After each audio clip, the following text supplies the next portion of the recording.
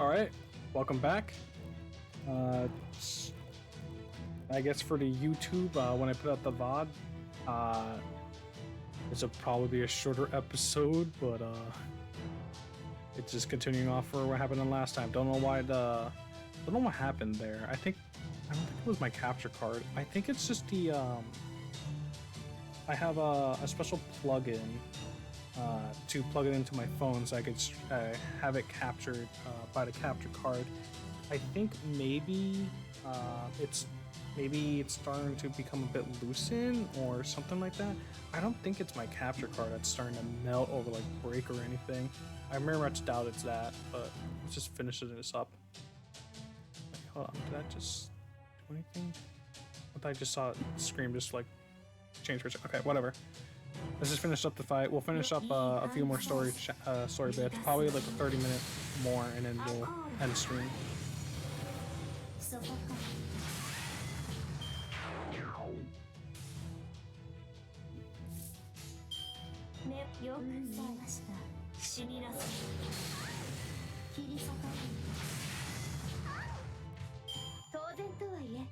Alright, we're done.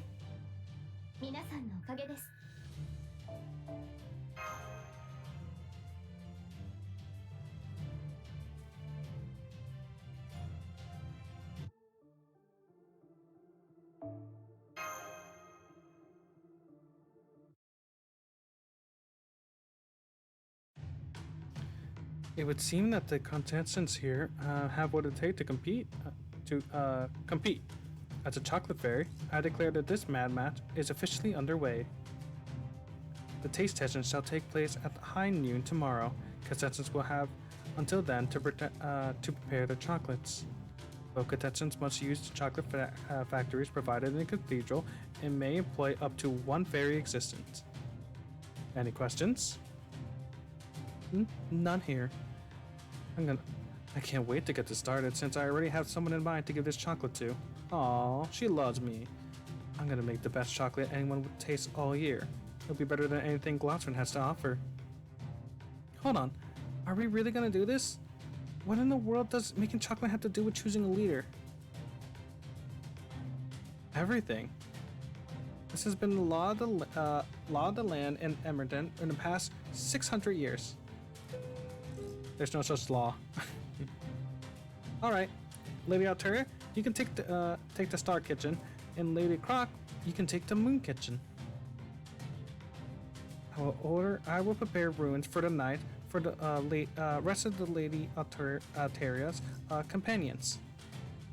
I'm afraid you won't be able to talk to the chocolate testants while they're in the kitchen, but you're free to talk outside the kitchen if you like.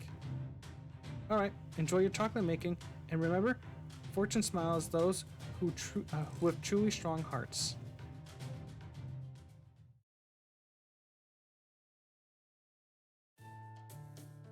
Well, what the? Did that just flash for a second? Maybe it's not none of the material. Maybe it might be the HDMI cable I have. Maybe I'll switch it out later. Well, at least it's nice of them to reserve runes for us, but... Oh, Altair, you're such a fail girl. I love you. Hey, Mash, once we're done talking here, Mash, I could go help Altair, but, I know. You like me to assist Alteria in her,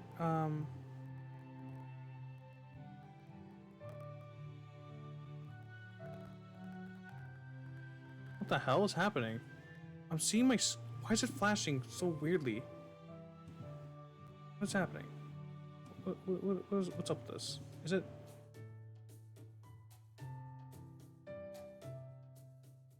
No, it's not doing anything when I tap it.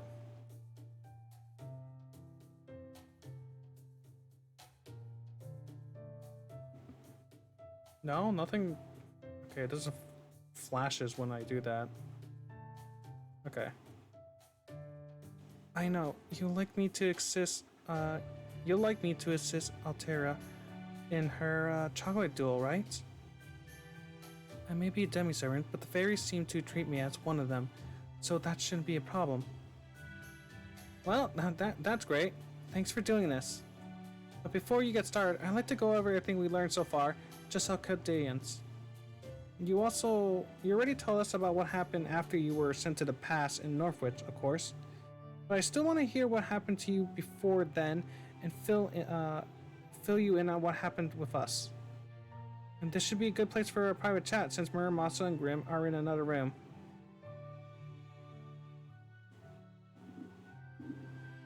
So that's what happened after So that's what happened after we got separated from Silbury, Gloucester, and Londinium.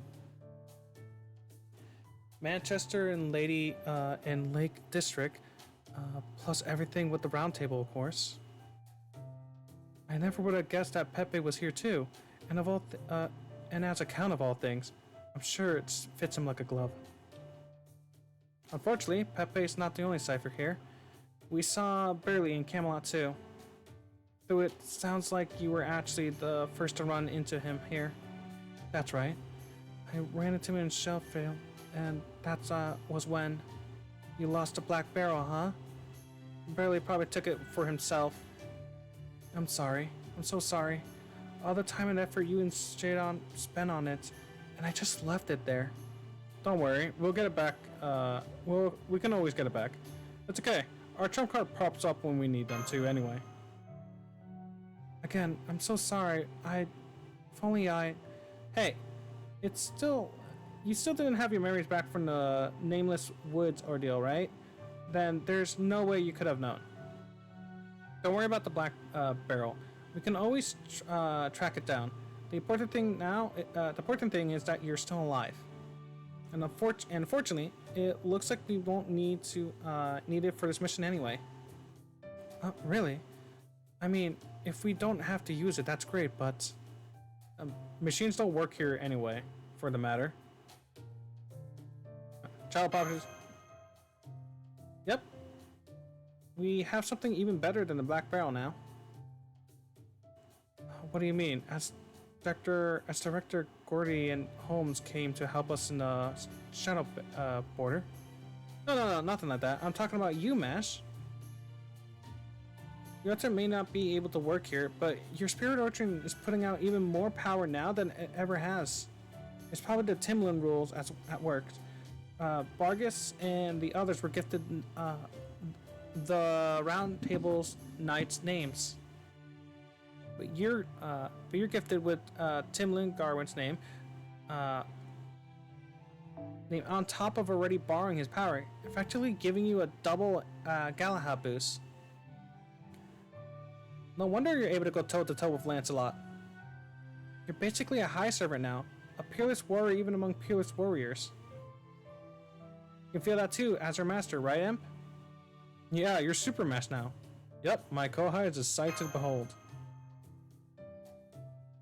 I see. Then I'll do my very super best to help.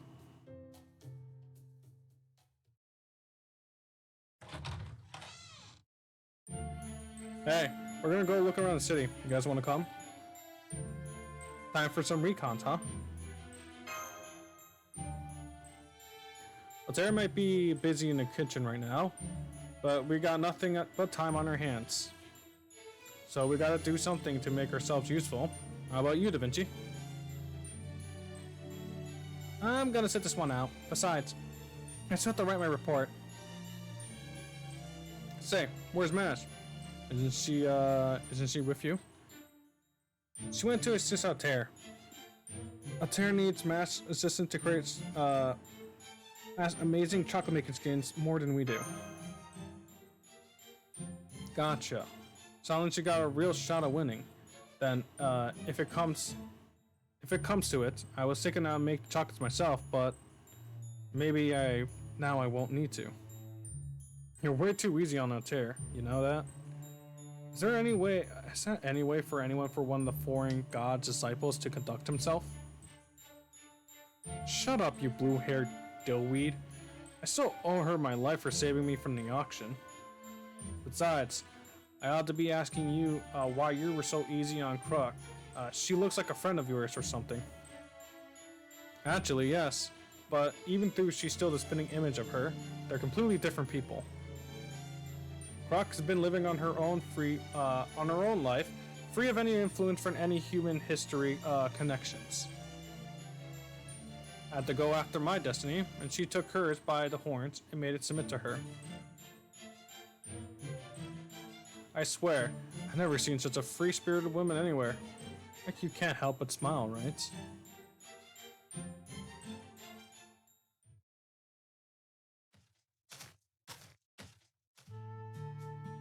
You don't say. So the last Queen Mab disappeared in the era of the High Queen 400. Wait, sorry. Disappeared in the era of the High Queen 400, and Croc was born 100 years ago. In the era of the High Queen, 19,000. Or 1900s. Is it 1900s? I guess so. Okay. So the city went on without a leader for about 1,500 years, huh? That's right. I thought it was strange when I first heard about this too. But apparently, the Northern Fairies continued to live by the past Queen's teachings even after she was gone. They say she told them about the new Fairy King would be born one day, and that they were to obey Morgan until that day came. So what happened to the Northern Fairies after Kodak was born? Or Knock was born? They went back to their old ways, of course. Things have been tense between them and Morgan ever since. For 100 years, Croc has been teaching the Northern Fairies order, discipline, and gradually turning them into a real army. When its sales predict child prophecy, Morgan was the only one who was worried. I bet Croc went ballistic upon hearing the news too. At least on the inside. She was probably all, I've been working toward this for 100 years now. No way I'm letting some what is that? Podunk? Backward fairy beat me to the punch. Ah, now I gotcha. So that's why Altair and Queenie hit it off so well. Hit it off? Are you sure you didn't mean bickering? Is that one of those you only hurt the ones you love things? I mean, they both know what's it like to bear the weight of crushing responsibility. They probably never had anyone else they can curse out while being a big old... Jeez, you were a wordy bastard. Curse out while it being a big to-do before they meet each other. It might be a different, completely different circumstance, but they're so equal where it comes, where it counts. The way I see it, things are gonna work out no matter who wins the competition. So let's just let them have their fun. This man's just actually ignoring the fact that she straight up just went like, "Yo, whoever wins this gets married." On that side, you sure about know a whole lot of things, don't you, Grim? Anything else you know and haven't shared? Like, say, why this place is called the Queen City? I don't know anything about where the name came from. I already told you everything I could. We're a long ways from the main road now, aren't we? Oh, hey guys. You out for a walk too? I can't blame you. Not much to do up in our hotel after all. We thought we'd come to take advantage of the opportunity to do some sightseeing. Especially since we never came this far north. Is this some kind of back alley? Do you guys see anything unusual? No, not really. What's with you, Red? It's not like you'd be so haty. Well, I'm hoping this could be just my imagination, but there seems to be a lot more Wind Clan fairies here than I was expecting. No, you guys are new here. Welcome to Emerald's Development Ward. This is where other refugees who haven't been able to share in Lady Croc's power lives.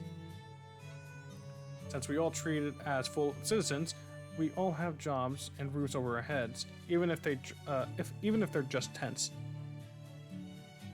In the meantime, I'm sure Lady Croc,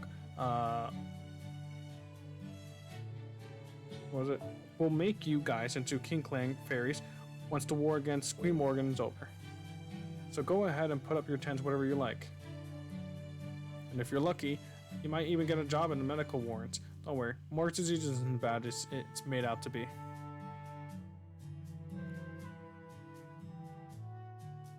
We can be made into King Clan's fairies. Is that a human? What in the world were you thinking, bringing a human to Edmonton of all places?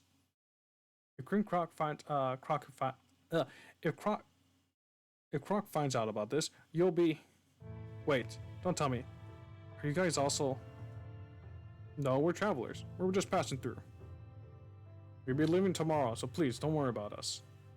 I see. Guess I better be going then. Sorry for taking up your time. No way that guy actually lives around here. There's something too shifty about him. He's probably one of Morgan's spies. Lots of room for rats to be like that in the big city. Should we tell Croc about him? Don't bother. We can't snitch on a resident on Muramata's hunt alone. For the matter, haven't you noticed how all the fairies in this war have scars on their skins? On their shins? I'm guessing they're either refugees from the south, fairies who lost their purposes, or fugitives who fled from the south.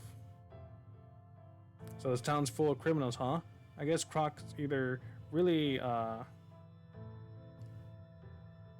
magnanimous, or she's really big on cheap labor. Maybe it's both. Every fairy becomes lands when they die, regardless of what they were in life.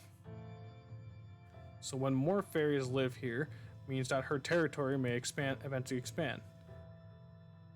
That may be how Morton grew to the scale in the 1600 years since Queen Mab disappeared. Then something doesn't add up. If the fairies have been living here for over 1600 years in the era of the High Queen, then why is the edge of Britain unchanged since the Fey era? Could this city be, I wouldn't put it past Matt, but turned into a desolate wasteland into a prosperous city to a single generation, her next generation being born 100 years ago? I knew it. Now it all makes sense. No wonder Morgan left her alone all this time. If she plays her cards wrong, Craig could end up becoming if she played her cards wrong, Croc could end up becoming a calamity herself. Hobbytrot? Nah, I'm probably just overthinking it. There's no way that could actually be the case. Anyway, let's head back, Redbrick. It's all wasteland up ahead, so there's nothing more to see anyway. Hobbytrot, you're keeping way too many secrets. I see. And I take it there's gonna be, you're gonna be riding on my back again. I was the one who said it wouldn't be any trouble, but that was before I knew you were much more heavier than you looked. Yeah, that's cause I got something where it counts. Just you wait. Once I grow up, old Habitat's gonna be... She really just said that out loud. Old Hobbycat's gonna have the most banging body you've ever seen. Aren't you the type of fairy who never gets old? Anyway, I wouldn't wander around here too much if I were you either, Emp.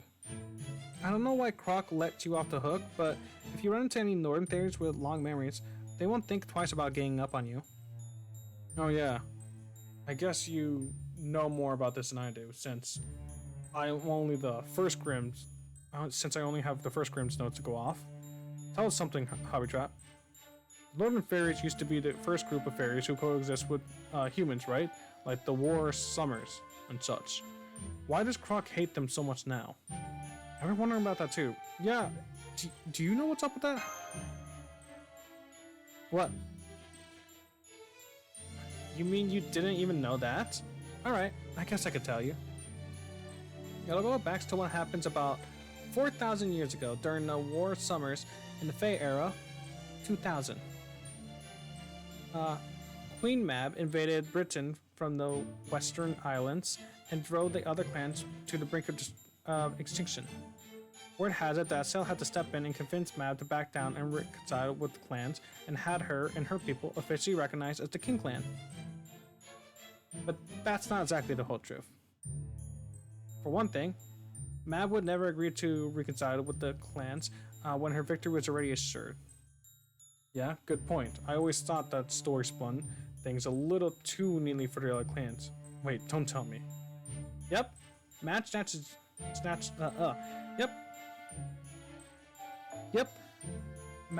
defeat from the jaws of victory right at the very end, when her human right hand and husband betrayed her. Husband? That's right, they did say something like that. And of course, Estelle wasn't about to pass up a chance like that. She backed Mab into a corner while she was already writhing in pain and gave her the thrashing of her life. Then, she made her swear to join the other clans and never attack Britain again. When it rains, it pours, huh? I knew the kind of underhand tactics is on par of the course, but when it comes to war, but still. Snort. No wonder she hates humans so much. Heck, I wouldn't be surprised she wanted to wipe them all out.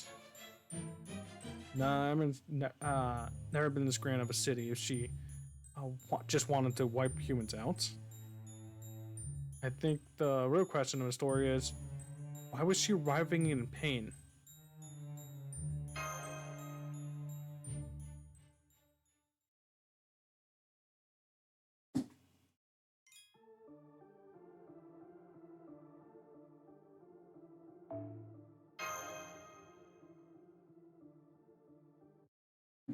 I mean, wouldn't it be from a broken heart? Isn't it the... Oh gosh, my legs. That night in Emp's room. Oh my gosh. Scandalous scene. I wonder who could be. Come in. Is it Mash? Yay. Excuse me, senpai. I'm back from the temporary,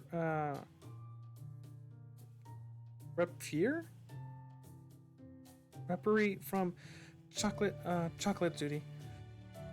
But this chocolate duty is very heated, so I can't stay long. Got it. Heated, huh? I guess that's how things are going. Now, if you don't mind, I'd like you to answer a question for me.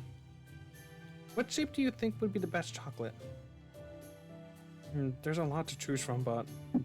Well, I guess taking that Altera as a beginner into consideration, I think I have something standard. I knew it. Thank you, senpai. That's very helpful. Okay, I better get back to the battlefield. Sleep well, senpai. Heart chocolate. Who could it be? Come in.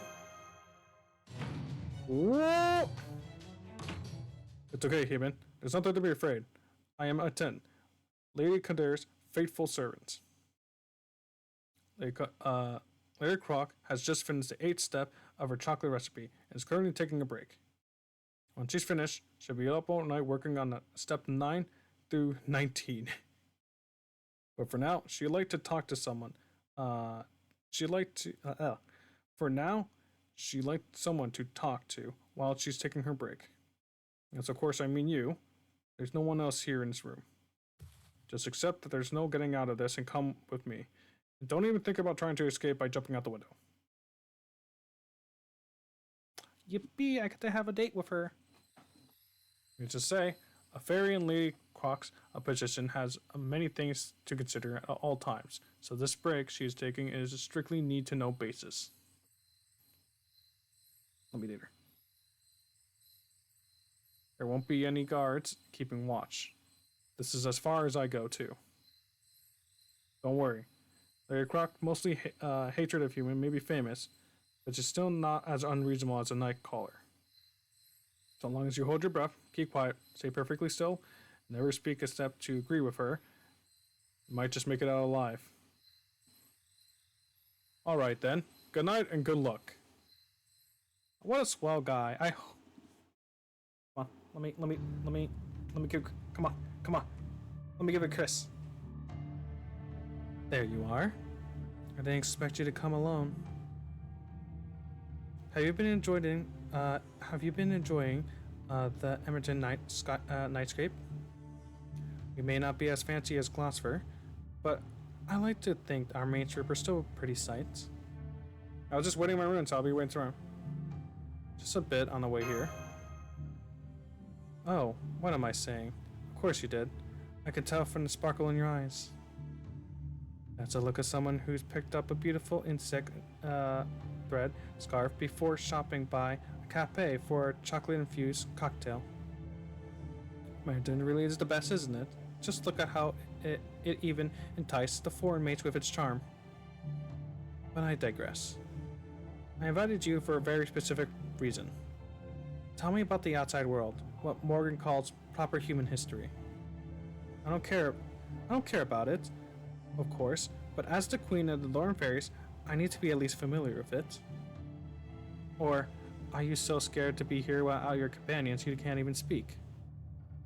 For major knots, you're still just a weak little human, after all. You could never be the one who makes a call about whether to leak classified information to an enemy on your own. Okay, so let me start with Chaldea. Oh, I get it now. There's a meme I saw. No, I didn't realize it almost.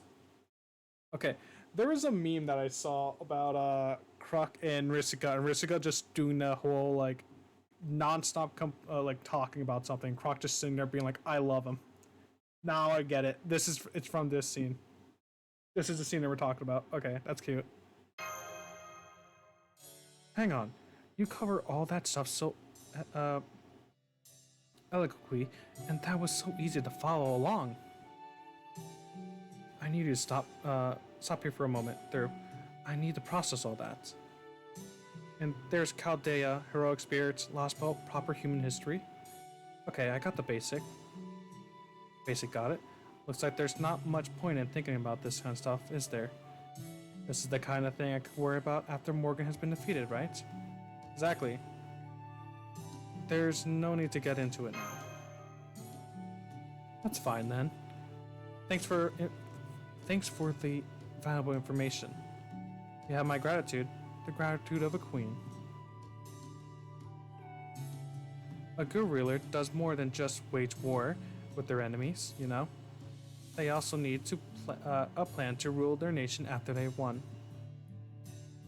I know Britain isn't really surrounded by a sea of nothingness. There's actually a much larger world out there beyond the waters. Of course, fairies typically hide in the woods and don't mesh well with the human world. But with the right motivation, there could be lots of ways to get around that.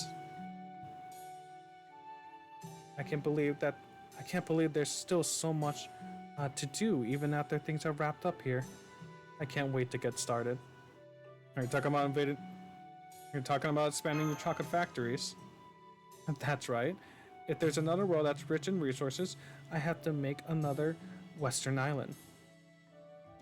And pay this, you called it North America, right? A little visit. I guess that means you and I would become enemies again when it happens. That should be fun. I should tell her that won't work, but I can't bring myself to. She really is just like Meb. There. You just made that face again. Just like the one you did when you made that weird comment about my chocolate fields. Why is that? Is there a version of me in your world too? Or something?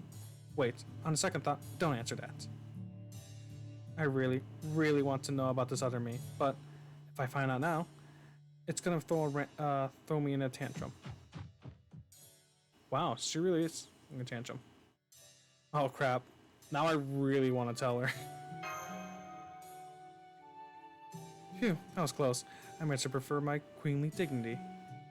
I don't think that's dignity preserved, because if anyone saw that, I've had to execute them before they can tell anyone.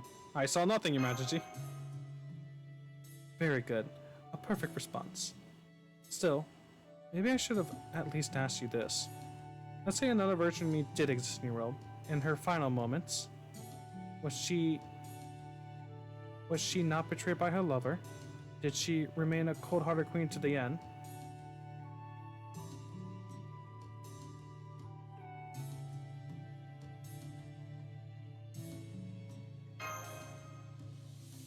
I see. Well, of course I was. There's no way I, of all people, will ever die with a broken heart. Wait, hold on.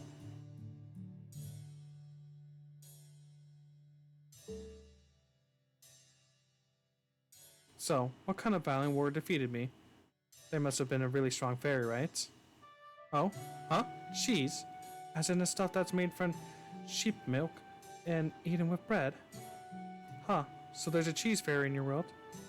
Maybe like those, like, darn. The cheese was just a method. A human slung it.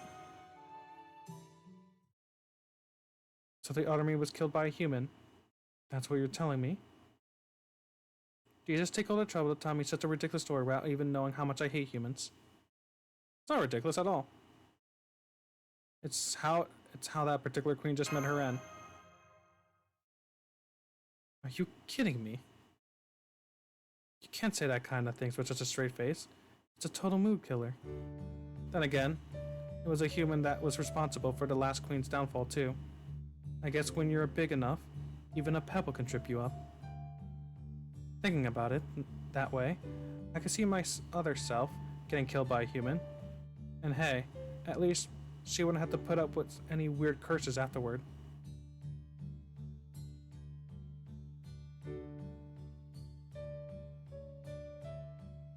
If you don't mind me asking about the last queen. That's right, losing her lover hurt her so much that she couldn't fight anymore, which led to Estelle beating her. Mab put too much trust in humans. She thought they were the same as her, so she loved them too much. She charged into the battlefield with her most beloved soldier by her side. He did everything, he did his best to keep up with her, but he couldn't quite make it to the end. Just when they won their final battle against the clans, Mad Term intended to celebrate with him, only to see her beloved drew his final breath. It's no surprise, really. Of course, a mere human could never keep up with a fairy, let alone an array like Mab. But he still promised to stay by her, and he broke that promise. That was his betrayal. That was when Mab lost the will to fight. The moment she realized how foolish she has been, and how much that soldier had really loved her. Still, her broken heart was all healed up by the time the era of the High Queen came around, so she soon set her sight on ruling all of Britain. Mab then retired after she rebuilt in Britain, and now no new Kinglands fairy was born for an extremely long time. She left the hole for about 1500 years until I came along and filled it. I'm the second Kinglands fairy ever. I inherit Mad's powers and am truly worthy of being queen. I am truly a great fairy. I hate humans because they're useless in war. I'm not going to make the same mistake Mab did. I'm going to defeat Morgan with my clan alone. That's why I don't need Altair's round table army getting in my way. It's an eyesore at best. I'll make... What? I'd make your peace soon if I were you. Once I win this deal tomorrow, all humans will be mine to do with as I please. And I'm gonna put you all to work in my nice, safe chocolate factory with full benefits until the day you die. Full benefits? I can't believe she's a fucking socialist. I'm not worried. Altair's going to win. Besides, humans aren't as fragile as you think, Croc.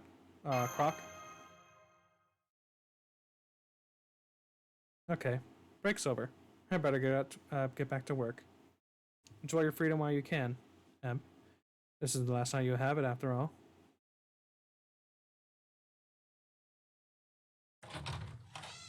Not to please give me an outfit. Please give me that outfit. Please give me that outfit. Please. I want to have Croc so badly.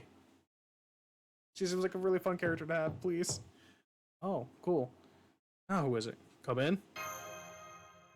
Is it Altair? Maybe I should open the door slowly. Made you look.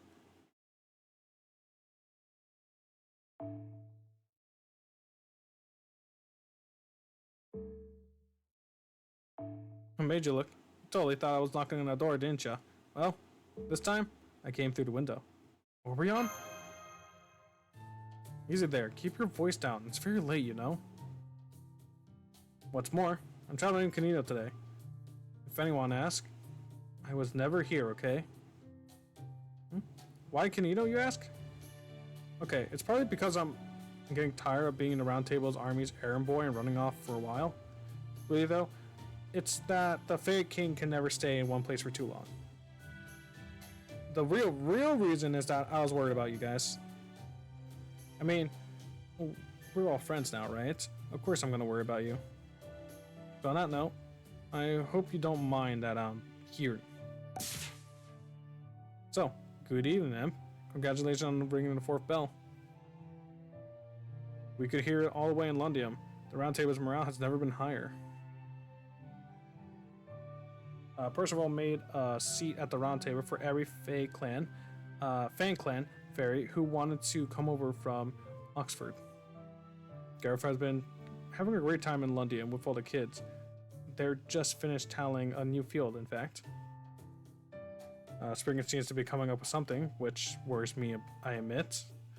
And all in all, the South has been relatively stable so far. Of course, whether it stays that way is up to you guys. You're here to talk to Croc, right?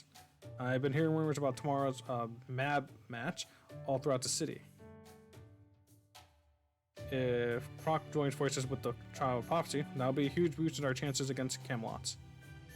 Once Croc agrees to the alliance and Altair rings the Oxford bell, we can begin our attack on Camelot in around 3 days. And what about the 6th bell? I'm sorry, I've been looking everywhere for it, but still no luck. Still, the Bell of Pilgrimages are meant to show that the clans have recognized the Child of Prophecy. And since the last one, the Mirror Clan, is gone now, there's arguably isn't much point to bringing theirs. So, I think just 5 bells ought to be enough. I hope you're right, but those bells... Something bothering you? Altair's been more stressed about every bell she's ringed. Let's see, well that makes sense. You know how she's gone stronger every time she rings a bell, right? At first I thought it meant she was growing, but I realized it actually is more of unlocking her latent potential, or powers. I think the fairies of paradise are probably born with her true powers such as the bound. And the bells of pilgrimage are meant to break those bounds. They're probably also restore the knowledge and memories she's always had, but were locked away this time. Every time Altair rings a bell, she learns more about her duty and destiny. Now that she's rung 4 of them, she probably is a completely different person from who she was when we met in the Nameless Woods. How so? By now, she's probably gotten a stronger sense of duty, and I'm pretty sure her priorities may have shifted a lot too. She's probably making decisions based on what the Child of Prophecy should be doing rather than what she herself actually wants. Am I wrong? Actually, I don't think that part of her changed at all. I don't know. If anything, I think she's more true to herself than ever.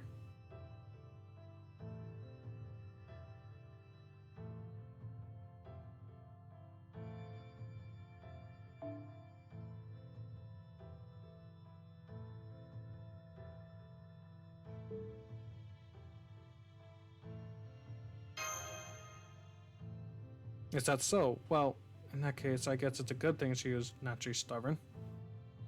Still, I can tell that you're concerned about her and that you're keeping your concerns to yourself, so as not to worry her.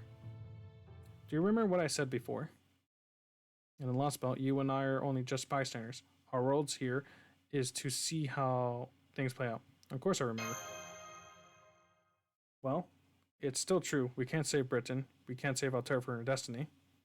Once we acquire the means of fighting the foreign god, the best thing we could do is put this place behind us. That being said, I respect your determination and your commitment. And I'm not just talking about Chaldea. I'm talking about every step you've taken to get there. Once Morgan's been defeated, if you want to save Britain, no, if you want to help Altair, I support you however I can, even if it means going out of the way before helping proper human history. Do you really think it's okay to say how I really feel? Of course. When you get right down to it, the only ones who really do big things are those who worked hard for what it is that they want. Trust me, I come this far on my own, so I have some idea what it feels like. I mean, you've been working so hard for so long, I think you're entitled to put at least a tenth of that effort into indulging yourself. Thanks, but if I do that... But there's another matter through. I have no intention of indulging her. And you know how she's incredibly competitive, but has almost no self-esteem. Not a great combination. If we don't keep her in line and sense of duty, she's liable to go completely off the rails. You really are hard on Altair, aren't you, Oberon? Of course I am. You'd be too if you spent so much time worrying about her as I do, only to have her go and do something you never expect. I don't even know how many times I could pull this off, paw strings from behind the scenes anymore. Ugh. If only she grew up more like a docile princess and less like a wild boar. I mean, I'm sorry, it's a little more personal preference thing than anything else. Honestly, well, I think Altair is just fine as she is. There's nothing more, there's certainly never a dull moment when she's around. Well, now I know he really does care about her. Anyway, that's enough chatter for today. In fact, crap, I've been talking too long. I'm gonna go back to Lunium by the morning. Or they'll know I strifed off. Bye. Are you sure Altair isn't your, Tanea? No, I don't know about that. I mean, I'm always on the lookout for her, even now. But even in a story with a guaranteed happy ending, she's only the very smallest of a bit player. She's a convenient plot device, forgotten as soon as it's no longer needed. No one ever gave a thought of her happiness when it all was said and done. And that's the life of a side character. You can't stop to worry about every little thing, or the whole world that would fall apart. You can't expect that kind of imagination from the reader, or even from the playwright writing their script. Besides, it's all just a fairy tale. She is born to be forgotten with a turn of a page. So it's okay. My queen is the sort of woman who shouldn't ever actually exist. Wait.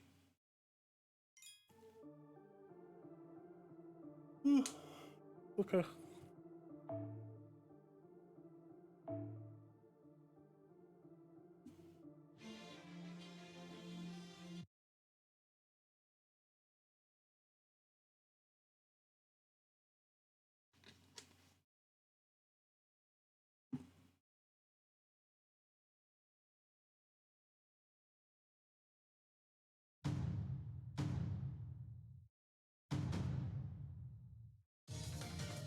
Today is Swedish Gases, and thank you for coming. This is the moment you all been waiting for. The Valentine Mad Match to determine which of these two fairies is prouder, more dignified, and just overall better than the other. That's a lot more specters in here. This isn't exactly what I expected. In the Moon Kitchen, we have Croc, leader of the Northern Fairies and daughter of the last queen. Damn. Is that the chocolate she's caring about? Wait. Damn. Is that all the chocolate she's caring about behind her? That's more than... oh gosh, I am fucking up language. There's enough there to make a chocolate orthix. In the Star Kitchen, we have Lady Alteria, the Child of Prophecy, who has made even Queen Morgan sit up and take notice. Uh-oh. Is that the stuff she's carrying around behind her really chocolate? Even Mash Shield looks more appetizing. Are both questions ready? You have 1 hour to complete your finishing touches here in the cathedral. Remember, chocolate is toxic. Be sure to go out with a furious finish.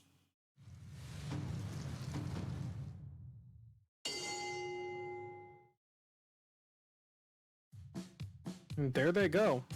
Go on, Star Kitchen, you can do this. Please direct your connection to Lady Croc in the Moon Kitchen. As you can see, she's both calm and unhurried, even as she remains constantly in motion.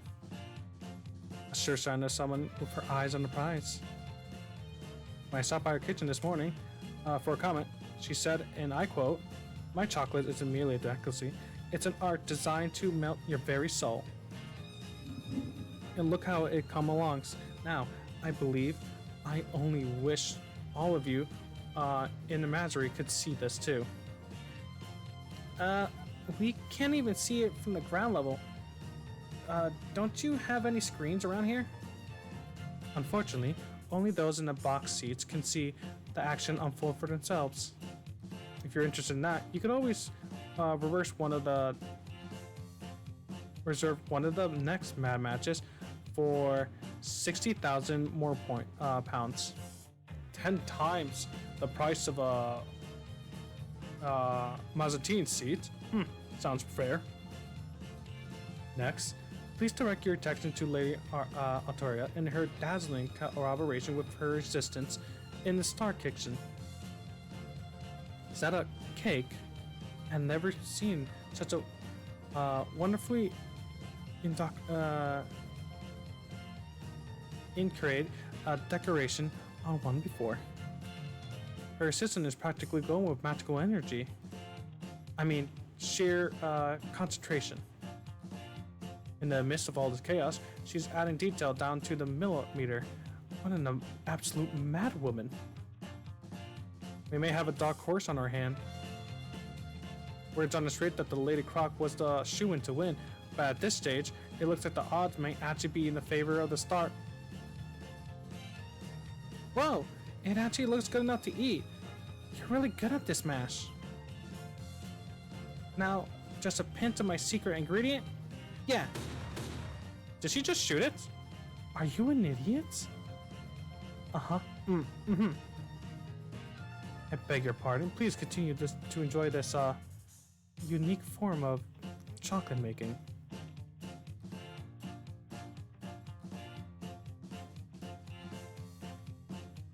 So, we should just run for it now, right? Nah, I can't believe I'm actually saying this either, but we still don't know how this is gonna go. Valentine chocolates are more about feeling than natural flavor, right? So, there's still a chance you can pull off ahead. I hope you're right. Flavor's still important too, though. Time's up. Alright, contestants, let's see what you got. First up, Lady Croc's in the Moon Kitchen.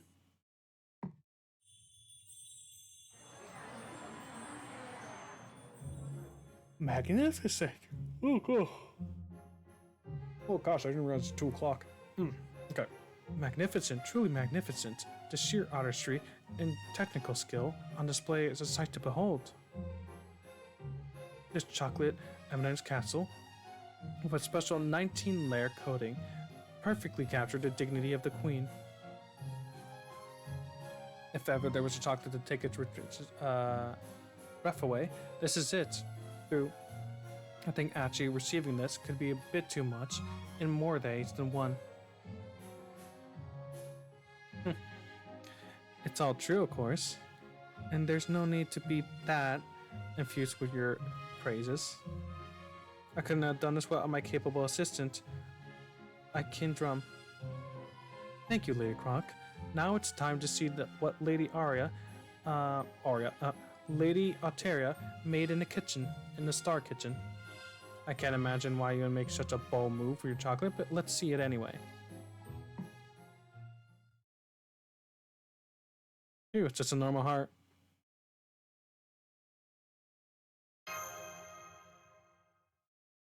No, it can't be.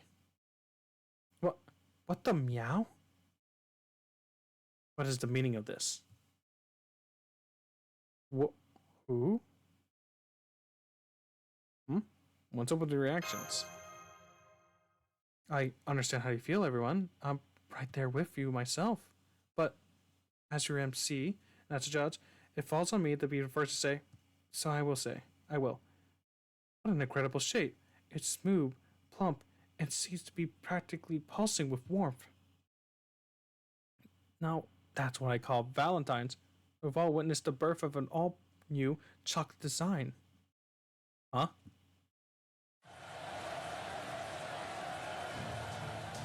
Woohoo! What power, what strength. I can feel my blood boiling with excitement just looking at it. I simply have to ask you, Lady Alteria, how did you come up with this design? Why did you abandon the lovely cake your assistant made in favor of this? The shape is Northern Fairy's most vulnerable symbol. It means prove thyself the strongest. What made you use it for your chocolates? Are you some kind of genius? No, definitely not. Match told me how to make it, that's all. She said it also represents the heart, even though it looks nothing like a real one. And since it's so simple to make, it's easy to put your own soul and spirit into it. Oh, sorry, own heart and spirit into it. Easy to put your heart and spirit into. What a beautiful expression. I can't believe I, of all fairies, forgotten the single most important thing that goes into chocolates. That's right, it doesn't matter how expensive the ingredients are or how fancy the brand is. What truly matters is the feelings you put into it. While Lady Croc's chocolate is undoubtedly more beautiful to look at and surely more delicious, there's no question that Lady Alteria's chocolate is the clear winner when it comes to sheer passion. As of this moment, I have nothing but the highest respect for her. And so we have our winner, Lady Alteria of the Star Kitchen.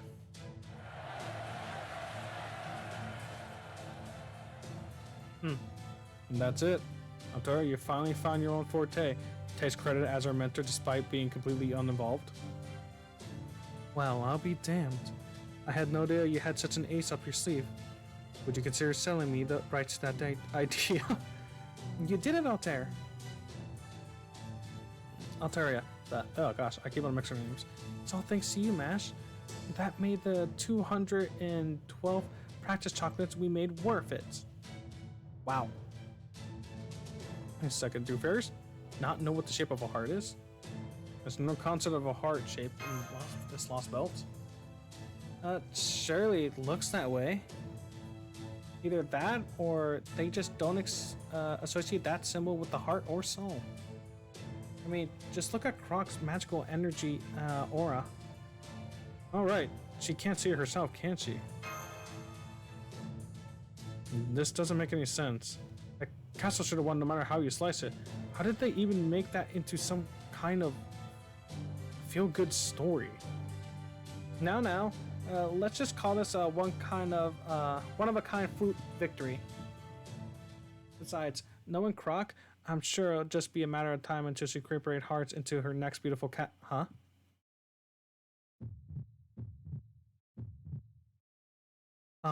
Hey. Uh, Alteria, how come your heart looks exactly like, it's pounding? Did you do something to it? Just to be sure it's not about to explode, is it? Of course not. Not even Alteria would mistake gunpowder for sugar. Nope, I definitely didn't. Trust me, I tasted every ingredient and put in the yummy ones. All of them. All of them? What exactly do you mean by all of them? I mean all the different ingredients, of course. You guys had so many good ones for us to use, and that would be a waste not to use them, right?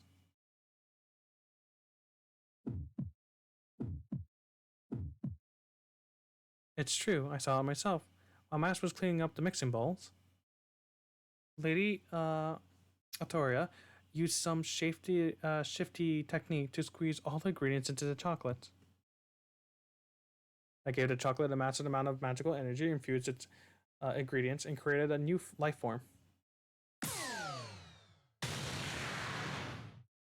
And now, as you can see, it created calamity that threatens the entire world.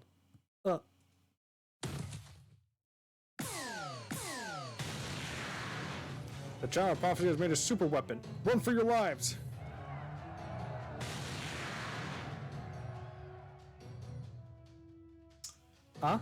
It's damaging my cathedral and turning my fairies into chocolates. What in the world were you thinking? You can't just mix in everything and anything.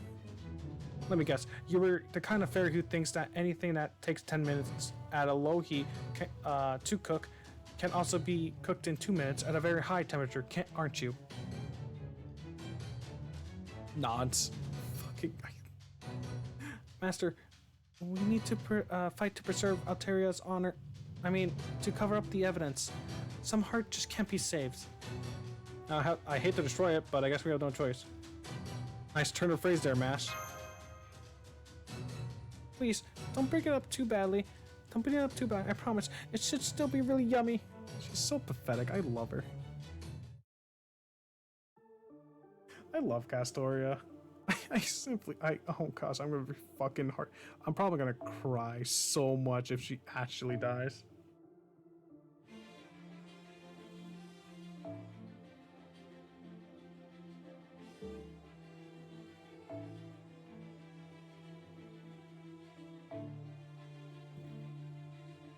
Actually, yeah, a little bit more fun with it.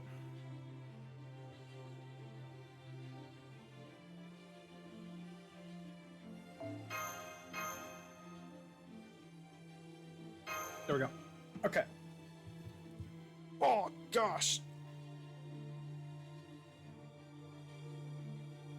How long have I been streaming? I think it's like 4 hours now.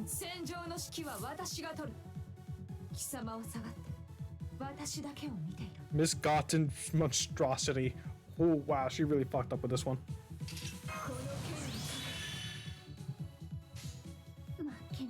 I might as well generate as much crit as I can.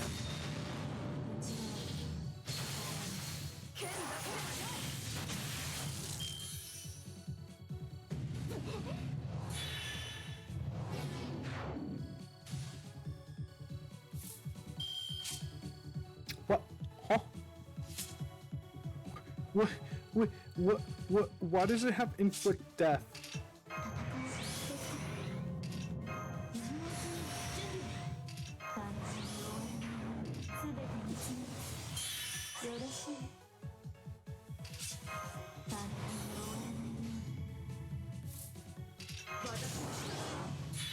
Yeah, I need to get rid of that as quick as possible because that's actually really fucking bad to have.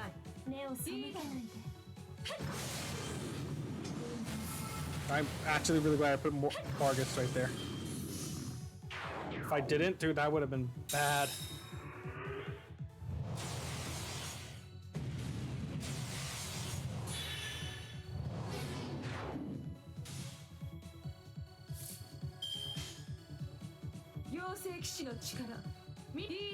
Wait, hold on. Do I have anything else to boost up her damage? No, I don't really. Okay.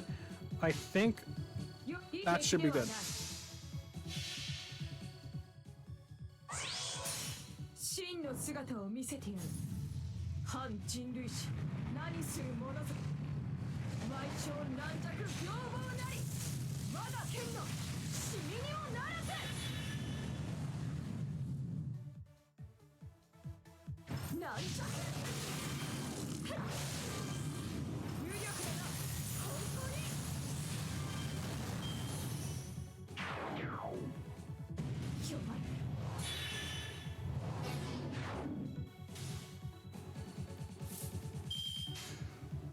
I can't believe Alter Castoria just made the most monstrosity. Just made like the biggest monstrosities you possibly could. Oh. I really thought they were just going with a pipe bomb joke, but no, this just came out worse. Alright.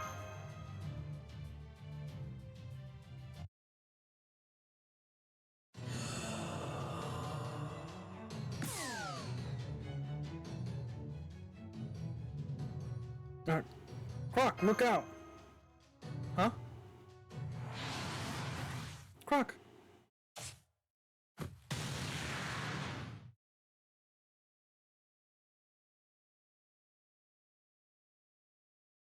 "5 years ago, in Gloucester, an incident took place 7 days after my humiliating experience at the Furium." Wow, you're the Clink Clank's fairy? Uh, Croc, I've never seen one of you before. Well, that's no surprise. I don't have any subjects in the south yet.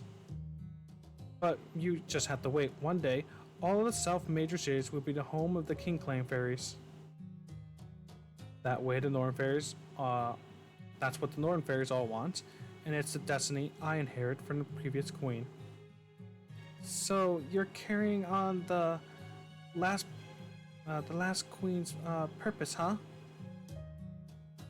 But you're the only King Clan fairy around, right? Knock. So even if you do get the Northern fairies to move here, that doesn't mean that there'll be more Clan fairies. Sure there will. Any fairy I share my blood with will become part of the King Clan. Huh? Oh, is that some sort of mindset? Like the difference between being a bully and a victim? Whoa. You just got the worst analogs, don't you? No. Queen bees and drones were right there. Or even King and her vassals. Anyway, there's always only been one King Clan fairy, ever since the King Clan began. Mab was born for the corpse of many northern fairies who were killed in the War of Spring. Sure, their bodies became part of Britain itself when they died, but they also refused to be born as the next generation. Well, it was more like since there was no land where they would have been born, they would have just died and been reborn anyway. So rather than subjecting themselves to the cycle like that, they decided to pour them all into a single king. The king was Mab, the Great Fairy. She was a kind of like the Northern Fairy version of Queen Morgan. Mab was all of the Northern Fairies combined into a single fairy. Her rule focused on control and prosperity. That allowed her to share power with anyone who swore loyalty to her. So she did just that with the fairies who sought her out, and created a place for them to all live on a western island. Of course, creating a whole island took a lot out of her, so it was actually pretty weak by the time it was done. It just goes to show you, you never know what life has in store. If Mab hasn't grown weak, she would have never taken on bodyguards who would eventually become her spouse. A spouse? Let me tell you, they can hardly keep their hands off each other. It was like a never-ending spring. And that's why you should avoid spring. Stick to autumn and winter. At any rate, anyone who swears loyalty to the King Clan gets a share of their power. That means any fairy who gives some of my blood becomes part of the King Clan as long as they remain loyal. As the Queen Bee, I have drones to show their loyalty by performing labor, and the drones, in turn, get power for themselves. So the Northern Fairies I bring together under my command, the more the King Clan grows in numbers. I see. So, when you share your power, does that power eventually come back to you? No, it doesn't. Oh shit. No, it doesn't. That's the one big downside of this system. I don't lend out my power. I don't lend them my power. I give it to them. So the next King Fairies I make, the weaker I become. And obviously, that wouldn't be sustainable, right? So of course, Meb thought of a solution. She expanded her Fey domain to encompass all of Britain and made a new rule with it. As long as her subjects remain part of the King Clan, the clan's combined power shall be her power as well. So even though she was pretty weak after doing that after doling out money to all her subjects, she haven't actually lost anything since her kingdom belonged to her. She chose to empower her nation rather than herself. I think she really was onto something. A nation can't grow by the hand of a single person, or by the hands of one person alone, on one own set of values. You need many working to make it rich and beautiful as it can. Whilst we're here, might be a little twisted, but it's still a prime example of what I'm talking about. That's why my duty is to claim Camelot's throne for myself and unify all of Britain. It would have been a lot easier if Morgan had named me her successor but instead she chose Tristan, right? So as long as that whack job's around, what choice do I have but to take it by force? I couldn't believe my ears. She was talking about seizing Camelot's throne with the same nonchalance as someone talking about going out for a walk. As far as I was concerned, she's already a great queen at this point. Even as she talked about what the last queen wanted, she still chose to be her successor. She spoke of her ambition greedily, selfishly, and without the hint of shame or concern as to what anyone else might think. That's the Croc I knew. The hardest working fairy in all Britain. That's one hell of a purpose, but are you sure you're okay with telling me that? I mean, you're talking about revolting against a queen, right? Oh, are you gonna report me? Could you even do that if you wanted? Especially when you're practically rating death to all clan energies yourself.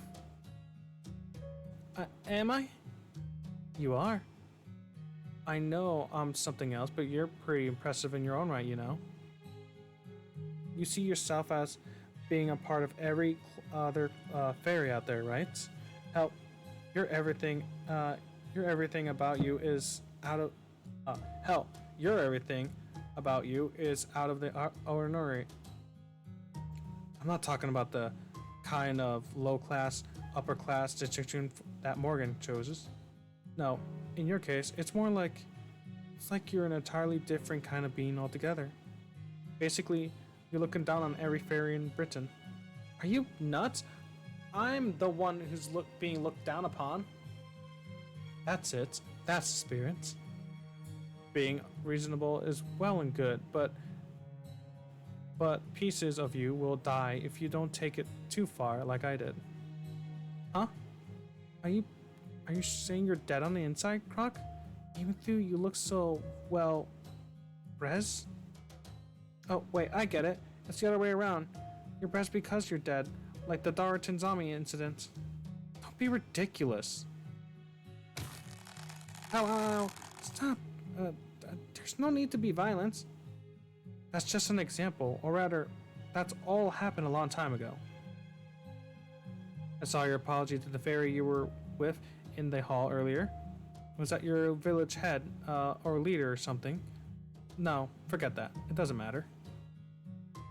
Oh shit, what? How much battery do I have? Okay.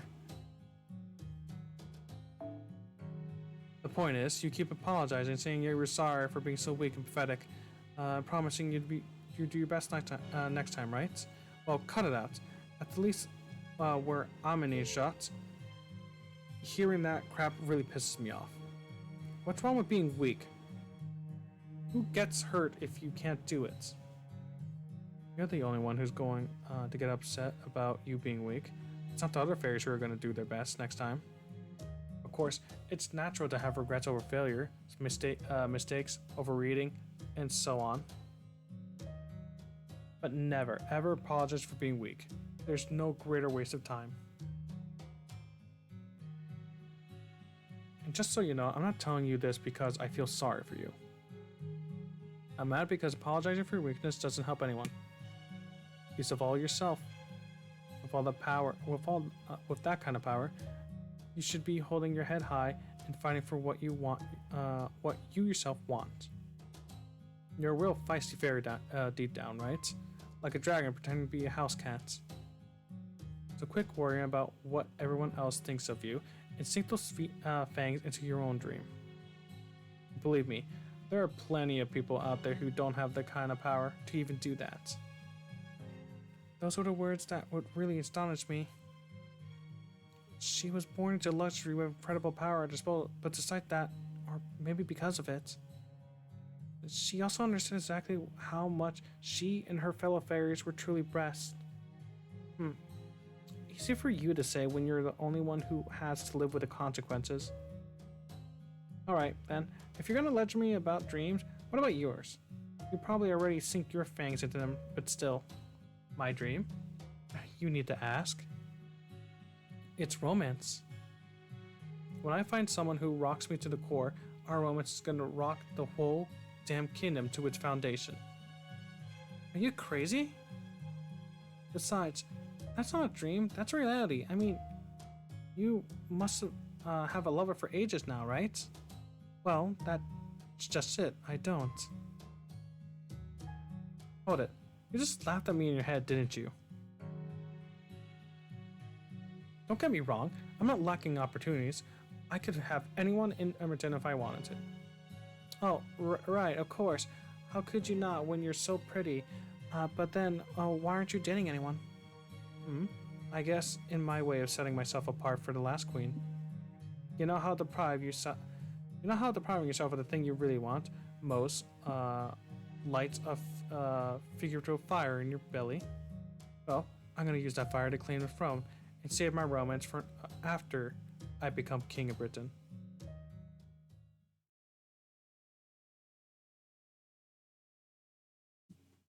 It was so ridiculous, I couldn't help but laugh. She didn't even realize that she had her purpose and her dream completely messed up. She didn't want to become king so she could have a romance. She just wanted the romance and felt like she had to get her predecessor's wish out of the way to become king to do it. What's so funny? What's your dream then, huh? Is it that much better than mine?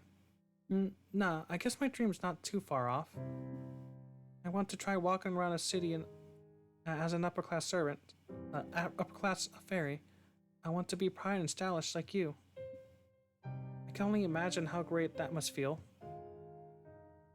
I remember thinking, I wouldn't mind having her for a rival. I had to go without a lot of things in my life. At the very least, in terms of someone to compete with, it looks like I got everything I could have asked for. You idiot. This isn't about pride, this is about fashion.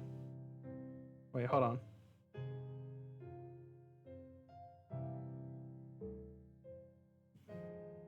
I don't mind helping you with that side of things, but that's not what a real dream is. Anyway, first, we need to see who's more capable putting the burns we're carrying the soonest. Should we see who gets there first? That's right, that night, I took in the same night as my incredible friend, a fairy who spoke of her dreams with the pride and nobility.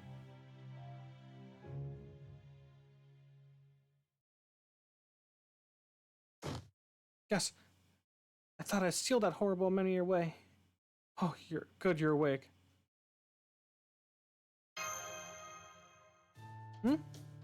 Why are you looking at me like that? Did I miss out on the fun or... Oh, that's right, I remember now. I took it directly from the chocolate. How did that thing revolt against the creator? Come on, everyone, let's smash that thing and eat it up. Like the sweet treat it's supposed to be. I guess you really are just knocked out for a bit. Have a pleasant dream since you were up all night? No, I didn't. And I wasn't up all night either. I slept great, if you must know. Now, did you give up or what? Yes, I give up. You won the match fair and square. Luckily for you, the judge made her decision before all the spectators ran for their lives. I promise I'll let the child prophecy command my forces, and I'll go along with whatever you tell me. I look forward to seeing what you're capable of. Huh? Are you feeling okay, Croc? Did you eat something that you didn't agree with you? She's talking about the lions. I think we all come close to eating something we shouldn't have. Hey, do you ever think you might be giving Altair too long of a leash? At least stop feeding her pies after midnight, okay? She needs all the brain power she can get, and those things clearly don't do her any favor. Hey, what's wrong with midnight snacking? Altair, I think Croc's talking about your alliance. Oh, right. Still, are you sure about this? I mean, given what a horrible mess this turns out to be, I really, I, it doesn't really feel like I won. Oh, good. So you do see what the mess is, so you do see what a mess this was. I'm glad to know that you still have some semblance of rational thought left in that thick skull. Anyway, while it's obvious, I would win. While it's obvious I would win a rematch. We don't have any more time to waste. Especially since the Queen probably knows that you were in Edmonton since last night. And once she realizes that we're teaming up, she's going to assemble all her forces that are scattered in Camelot. So, we need to take her down before that happens. Are you ready, Altera?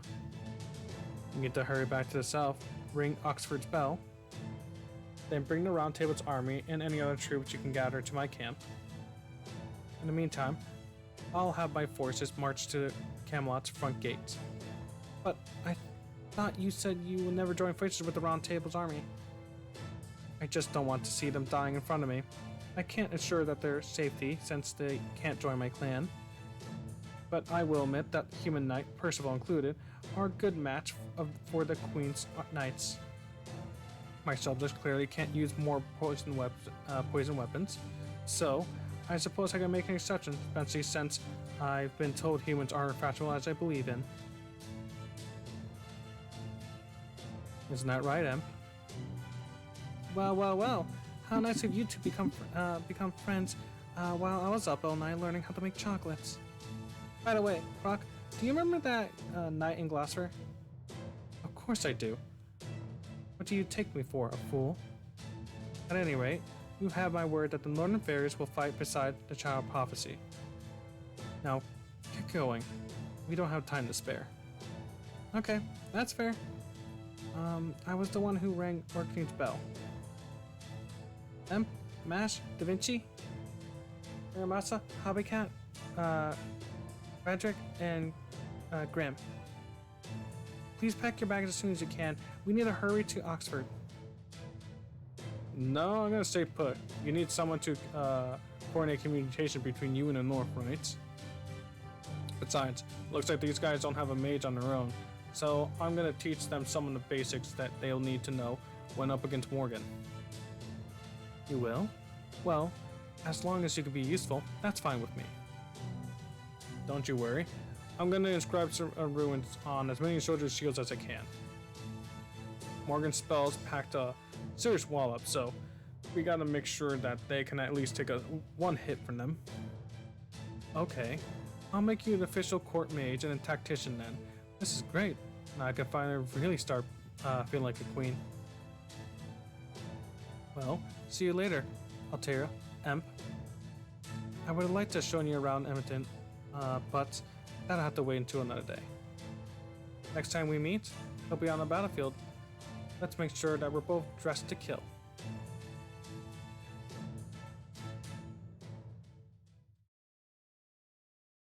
Oh boy.